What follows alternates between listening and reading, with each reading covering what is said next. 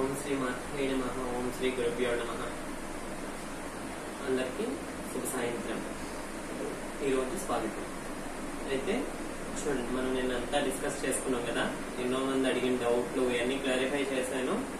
అలాగే ఈ రోజు కూడా ఇంకొకళ్ళు ఒక డౌట్ అడిగారు. ఆ డౌట్ క్లారిఫై అయినాక మనం ఇంకొక విషయంలోకి వెళ్దాం. ఓకేనా? అయితే చూడండి, ఏంటంటే ఎక్కడో ఫోటో చూసారంట, ఉంటారు కదా మనకి వాళ్ళు, ఎక్కడో ఫోటో చూసారండి. ఏ ఫోటో? కాళికాదేవి అమ్మవారి కింద శివుడు పడుకుంటే కాళికాదేవి శివుడి మీద కాలేసి తొక్కుతున్నట్టు కత్తి అన్ని పెట్టుకుని నాలుగు బయటకు తీసుకున్న ఫోటో చూసారంట. చూసి వాళ్ళకేం తెలియదు కదా, వాళ్ళు బుద్ధి తక్కువ వాళ్ళు కదా, వాళ్ళకి తెలియదు కదా. తెలియక ఏమని అడిగారంటే, అదేంటి దేవుడు దెయ్యాలని రాక్షసులు ఎలాగో చంపేస్తారు, శివుడు కూడా చంపేస్తారా, శివుడు కూడా రాక్షసుడా అని అడిగారు నన్ను. అయితే వాళ్ళకి తెలియక అడిగారు, ఎందుకంటే వాళ్ళు బుద్ధి తక్కువ వాళ్ళు, సంథింగ్ ఓకే. అయితే దానికి సమాధానం ఏంటంటే చెప్పానండి, ఎందుకంటే చాలా మందికి నా డౌట్ ఉండే ఉంటుంది.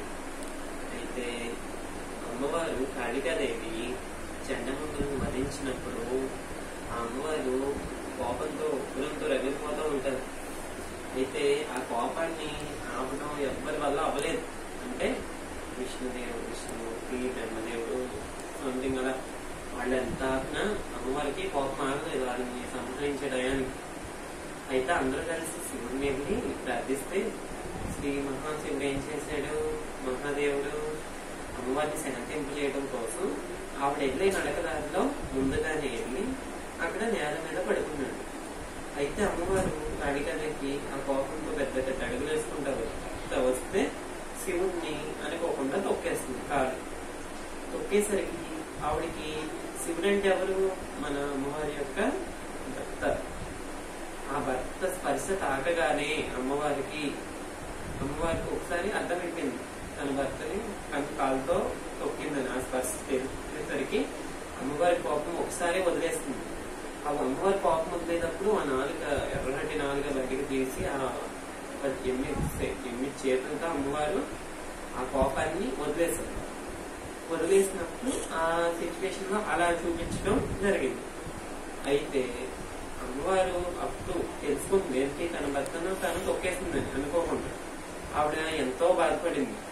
అయ్యో మహాదేవుడు నేను కాలుతో తొక్కడం ఏంటని చాలా బాధపడి అన్ని చేస్తే మన మహాదేవుడు అంతా వివరించి అమ్మవారికి బాధలు కూడా తగ్గించింది. అది దీనికి వృత్తాంతం అండి, మీరు అడిగిన క్వశ్చన్. ఓకేనా? అంతేగాని అమ్మవారి చంపేయడం ఏం లేదు. అమ్మవారి యొక్క కోపాన్ని శాంతింప చేయడం కోసం మహాదేవుడు అలా చేసింది. అయితే అవన్నీ వదిలేండి, ఇక్కడ మనకి మన శివుడి గురించి వచ్చింది కాబట్టి నెక్స్ట్ ఏంటంటే, మనం శివ పూజ చేయకూడదు. మనకి ధనలాభం లేదా ధన నష్టాలు, అంటే మనకి ఐశ్వర్యాలు, వాటిని నగదులు నష్టాలు ఉంటాయి కదా, ఆ నష్టాలు కానీ మనకు వచ్చే వ్యాధులు తొలగిపోవడానికి మనం శివ పూజ ఎలా చేయాలంటే, చూడండి, సోమవారం నాడు సోమవారం వేకోజామునే లేచి అలాంటి స్నానం చేసి ఇంట్లో పూజ చేసుకుని, ఇంట్లో ఏం చేస్తారంటే తెల్లటి అన్నం, అప్పుడే ఉన్న అన్నం ఉంటుంది కదా, ఆ అన్నాన్ని ఆ తెల్లటి అన్నంతో శివలింగాన్ని తయారు చేసి, అర్థమవుతుందా, ఆ శివలింగానికి పూజలు చేసి సాయంత్రం నదిలో వదలటం వల్ల మనకున్న ఐశ్వర్య బాధలు కానీ, ధనాల బాధ కానీ, నగదు బాధలు ఇలాంటివన్నీ తొలగిపోతాయి. నెక్స్ట్ ఇంకోటి ఏంటంటే, ఆ అన్నం, తెల్లటి అన్నంలో మనకి నెయ్యి అంటారు తెలుసు కదా, ఆ నెయ్యి వేసి అది ప్రసాదంగా పెట్టి, శివుడికి ప్రసాదంగా పెట్టి, లేదా మన దేవుళ్ళకి ప్రసాదంగా పెట్టి, ఆ ప్రసాదాన్ని కూడా మనం తినడం వల్ల మనకున్న చర్మ వ్యాధులు, రోగాలు అన్ని మాయమైపోతాయి.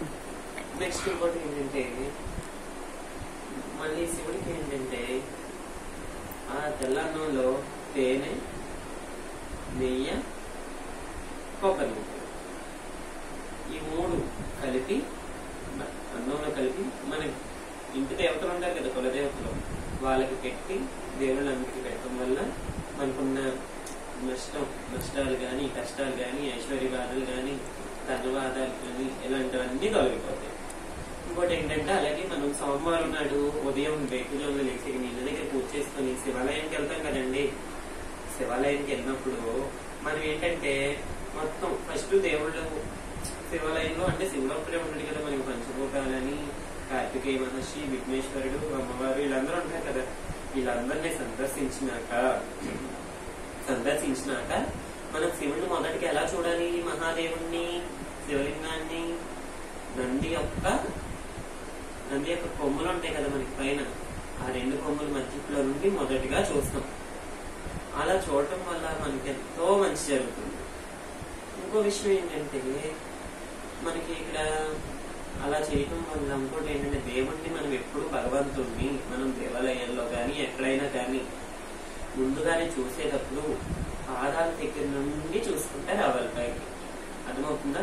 ఎలాగానే డైరెక్ట్ గా చూసేయకూడదు. ఎందుకంటే ఆయన ఎవరు? పరమాత్మ.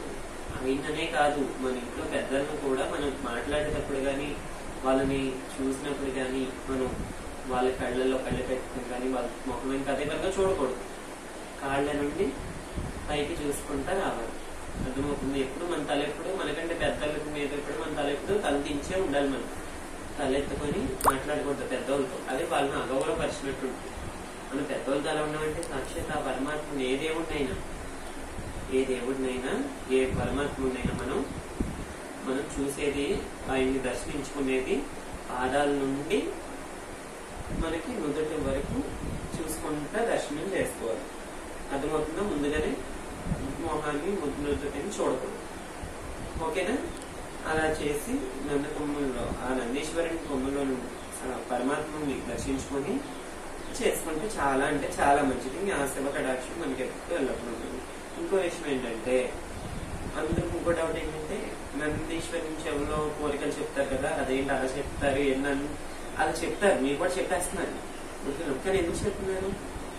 అలా చెప్పడం వల్ల ఉపయోగం ఏంటి అంటే చూడండి, ఆ ఉపయోగం ఏంటంటే శివుడికి నందీశ్వరునికి మధ్య ఎంతో గొప్ప ప్రేమానురాగాలు ఉంటాయి.